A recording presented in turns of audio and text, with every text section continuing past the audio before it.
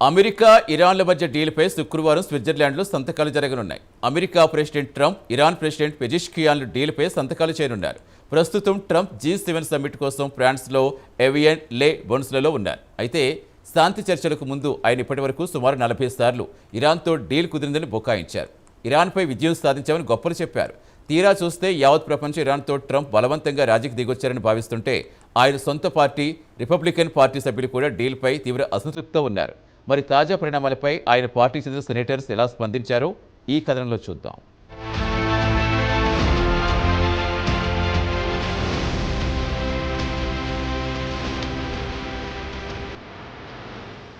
America, ఇరాన్ల మధ్య శుక్రవారం నాడు స్విట్జర్లాండ్లో అవగాహన ఒప్పందంపై సంతకాలు జరగనున్నాయి. ఈ క్రమంలో అమెరికాలో ఆయనకు వ్యతిరేకంగా ఆయన పార్టీకి చెందిన సెనేటర్లే మండిపడుతున్నారు. లూసియానాకు చెందిన సెనేటర్ బిల్ కాసాడి ఎంఓయూపై ఆగ్రహం వ్యక్తం చేస్తున్నారు. దశాబ్దాల కాలంలో అత్యంత ఘోరమైన విదేశాంగ విధానం తప్పిదమని ధ్వజమెత్తారు. ప్రెసిడెంట్ ట్రంప్ అనవసరంగా ఇరాన్పై యుద్ధానికి దిగి అమెరికా పౌరులు చెమటోడ్చి ప్రభుత్వానికి చెల్లించిన పన్ను సొమ్మును బిలియన్ల కొద్దీ డాలర్లు వృధా చేశారని ట్రంప్పై మండిపడుతున్నారు. ఇంత డబ్బు ఇరాన్లో ఖర్చు చేసి మీరేం సాధించారని లదేస్తున్నారు. డబ్బుకు డబ్బు పోయింది సరే, మరి ఇరాన్ న్యూక్లియర్ ప్రోగ్రాంలను అడ్డుకోగలిగారా అంటే అదీ లేదు. ఇంత ఘోరమైన అవమానం అమెరికా గతంలో ఎన్నడూ చూడలేదని రిపబ్లికన్ పార్టీ సభ్యులే ట్రంప్ అడ్మినిస్ట్రేషన్ ఆగ్రహం వ్యక్తం చేశారు.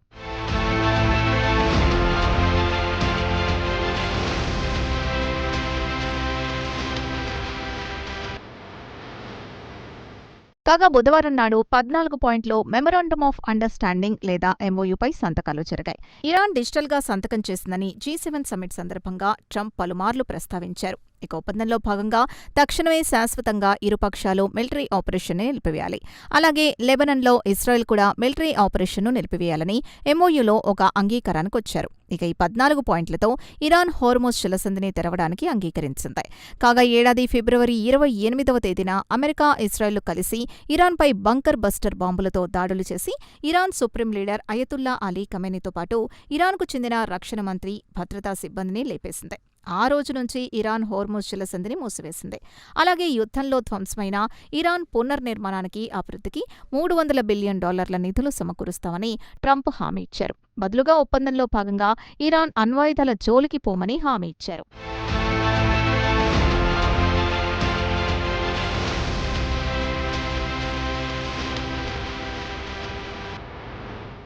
ఇక రిపబ్లికన్ సెనేటర్ బిల్ కాసౌడి విషయానికొస్తే ఆయన ఎప్పుడో కానీ ట్రంప్ని విమర్శించడు. తాజాగా ఇరాన్తో కుదుర్చుకున్న ఒప్పందంపై తీవ్ర స్థాయిలో తన అసంతృప్తిని వ్యక్తం చేశారు. దశాబ్ద కాలంలో ఇంత చెత్త విదేశాంగ విధానాన్ని తాను చూడలేదన్నారు. కాసౌడి ఎక్స్లో ఒక పోస్టు పెడుతూ ట్రంప్ నిర్వాకానికి మాజీ అమెరికా ప్రెసిడెంట్ రొనాల్డ్ రీగన్ తన సమాధిలో రోదిస్తూ ఉండవచ్చునని చురకలంటించారు. ఇక రీగన్ విషయానికొస్తే ఆయన రిపబ్లికన్ పార్టీకి చెందిన నాయకుడే. 1981 నుంచి 89 వరకు ఆయన అమెరికాకు 40వ ప్రెసిడెంట్గా పనిచేశారు. ఆయన అమెరికా ఆర్థిక వ్యవస్థని బలోపేతం చేయడానికి పన్నులు తగ్గించాడు, మిలిటరీపై వ్యయం తగ్గించాడు, ఆర్థిక వ్యవస్థను పటిష్టం చేయడానికి పలు ఉద్దీపన పథకాలు ప్రకటించాడు. సోవియట్ రష్యాతో కఠినంగా వ్యవహరించేవాడు. మిఖాయిల్ గోర్బచేవ్తో దౌత్యపరమైన సంప్రదింపులు జరిపి ఇరు దేశాల మధ్య శాంతికి చొరవ తీసుకున్నారు. ఇక అమెరికా ప్రెసిడెంట్గా ఆయన నేరుగా ప్రజలతో టెలివిజన్ ద్వారా తన ప్రసంగాలతో అమెరికా ప్రజలకు దగ్గరయ్యారు.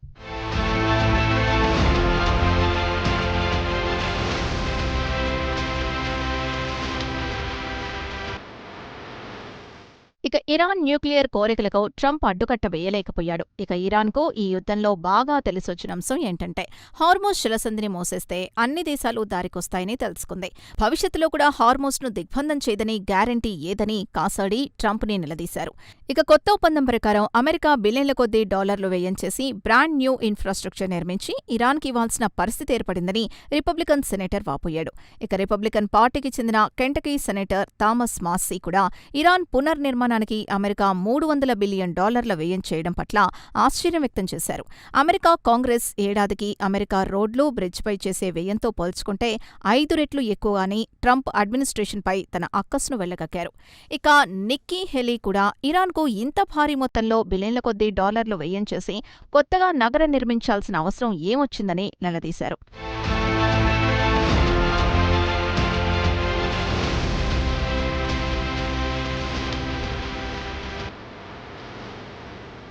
ఇక నిక్కీ హేలీ విషయానికొస్తే ఆమె ట్రంప్ మొదటి టర్మ్లో ప్రెసిడెంట్గా ఉన్నప్పుడు యుఎన్లో అమెరికా రాయబారిగా పనిచేశారు. 4 నెలల పాటు యుద్ధం చేసి సాధించింది ఏంటి అని ట్రంప్ అడ్మినిస్ట్రేషన్ని నిలదీశారు. ఇక ఇరాన్ విషయానికొస్తే అమెరికాపై నిలువెల్లా విషం కక్కుతోంది. మన సైనికుల్ని చంపుతోంది. అమెరికా నేలపై అమెరికన్లను చంపడానికి ప్రయత్నించిందని హేలీ ఎక్స్లో ఒక పోస్టు పెట్టారు. అమెరికాను సర్వనాశనం చేయడమే వారి ఎజెండా. ఇక ఒప్పందంలో భాగంగా ఆంక్షల పేరుతో విదేశీ బ్యాంకుల్లో స్తంభింపచేసిన బిలియన్ల కొద్దీ డాలర్లు విడుదల చేయడం. ఇంత చేసినా ఇరాన్ ఊరుకుంటుందా? తమకు మరింత డబ్బు కావాలని అమెరికాపై ఒత్తిడి చేస్తుందని నిక్కీ హేలీ హెచ్చరించారు. ఇక అమెరికాలో ఒబామా ప్రెసిడెంట్గా ఉన్నప్పుడు 2015లో ఇరాన్తో చేసుకున్న ఒప్పందాన్ని, ట్రంప్ ఒప్పందాన్ని ప్రజలు బేరీజు వేసుకుంటున్నారు. ఇక ఒబామా ప్రెసిడెంట్గా ఉన్నప్పుడు టెహ్రాన్ న్యూక్లియర్ ప్రోగ్రాంకు సంబంధించి ఒబామాతో అంగీకారానికి వచ్చింది. దీనికి బదులుగా ఇరాన్పై ఆంక్షల్ని ఎత్తివేయాలని ఇరాన్ డిమాండ్ చేసింది. దానికి ఒబామా అంగీకరించారు.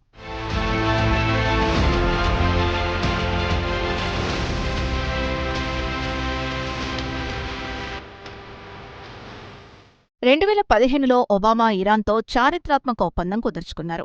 ఆ ఒప్పందాన్ని PY+1 ఒప్పందం అని అంటారు. అమెరికా, బ్రిటన్, ఫ్రాన్స్, చైనా, రష్యాతో పాటు జర్మనీ కూడా అప్పుడు చొరవ తీసుకున్నాయి. ఇరాన్పై ఆంక్షలు సడలిస్తామని హామీ ఇచ్చాయి. దానికిగాను ఇరాన్ అణ్వాయుధాల జోలికి పోమని హామీ ఇచ్చింది. ఇక ఇరాన్ తమ వద్ద ఉన్న యురేనియంను పరిమిత స్థాయిలో శుద్ధి చేయడానికి అంగీకరించింది. అలాగే ఇంటర్నేషనల్ అటామిక్ ఎనర్జీ ఏజెన్సీ ఇన్స్పెక్టర్లను ఇరాన్ యురేనియం ప్లాంట్లను సందర్శించడానికి అనుమతించింది. దీంతో ఐక్యరాజ్యసమితితో పాటు అమెరికా కూడా ఆర్థికపరమైన ఆంక్షల్ని ఎత్తివేసింది. దీంతో విదేశీ బ్యాంకుల్లో స్తంభించిన బిలియన్ల కొద్దీ డాలర్లను విత్డ్రా చేసుకోవడానికి ఇరాన్కు వీలైంది. అయితే ఈ డీల్ని ట్రంప్ మొదటిసారి అమెరికా ప్రెసిడెంట్గా బాధ్యతలు స్వీకరించిన వెంటనే 2018లో ఉపసంహరించి మళ్లీ ఇరాన్పై ఆంక్షలు విధించాడు. ఆంక్షలు ఉపసంహరించడంతో ఇరాన్ ప్రభుత్వం సుసంపన్నమైందని, అణ్వాయుధాలు తయారు చేసుకోవడానికి పుష్కలంగా డబ్బొచ్చి పడిందని మరోమారు ఆంక్షలు విధించాడు ట్రంప్.